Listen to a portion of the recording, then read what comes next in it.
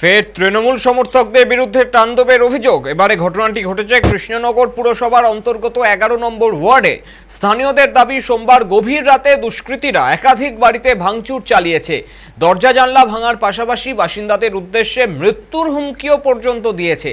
আরও অভিযোগ, রাত 1টা নাগাদ পুলিশকে খবর দেওয়া হলেও দীর্ঘক্ষণ তারা ঘটনাস্থলে আসেনি। ভোর 5টা নাগাদ পুলিশ ঘটনাস্থলে পৌঁছালে দুষ্কৃতীরা সেখান থেকে পালিয়ে যায়। স্থানীয়দের তীব্র অভিযোগ, অভিযুক্তদের পালাতে সাহায্য করেছে পুলিশই। থানায় অভিযোগ দায়ের করতে বলা ছাড়া কার্যত কোনো পদক্ষেপ নেয়নি তারা। তাণ্ডবে সরাসরি তৃণমূলের নাম উঠে এসেছে। অভিযুক্তরা তৃণমূল ঘনিষ্ঠ বলেই সোশ্যাল মিডিয়ায় সেই ছবি ভাইরাল হয়েছে। বিজেপির পক্ষ থেকে ঘটনার তীব্র নিন্দা জানানো হয়েছে, যদিও এ বিষয়ে তৃণমূলের তরফে এখনো পর্যন্ত কোনো প্রতিক্রিয়া মেলেনি। ইতিমধ্যে পুরো ঘটনার তদন্ত শুরু করেছে কৃষ্ণনগর কোতোয়ালি থানার পুলিশ।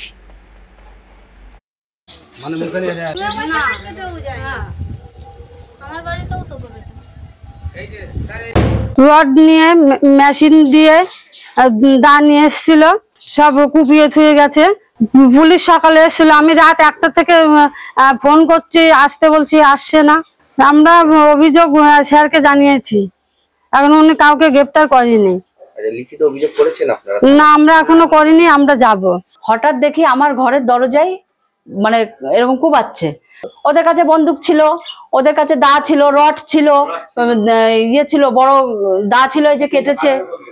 হ্যাঁ, গুলি ফুলি চলেছে? হ্যাঁ, গুলিও চলেছে, আওয়াজ পেয়েছি। আমি তো বেরোইনি বাইরে, আমার ভয়ে, জীবনের ভয়ে আমি বেরোইনি। এরপরে যে আমাদের উপরে অ্যাটাক হবে না তার কোনো মানে নেই। ভরসা করব, আমরা থানায় যাব, আইসি স্যারের সঙ্গে দেখা করব, তার কাছে একটা লিখিত কমপ্লেন দেব, প্রয়োজনে আমরা এসপি অফিসে যাব। আমাদের যেখানে যেখানে যাওয়া, নিজেদের বাঁচার জন্য যেখানে যেখানে যাওয়া, আমরা সেখানে সেখানে যাব।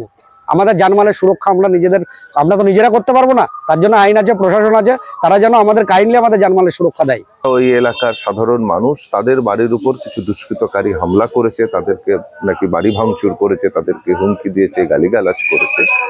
একটা দুষ্কৃতী রাজ কৃষ্ণনগরে কায়েম হয়েছে। তৃণমূল কংগ্রেসের ছত্রছায়ায় তারা রয়েছে। বিধানসভা নির্বাচন, সেই বিধানসভা নির্বাচনের আগে সাধারণ মানুষকে ভীত সন্ত্রস্ত করবার জন্য তৃণমূল কংগ্রেস এটা পরিকল্পনা করেছে।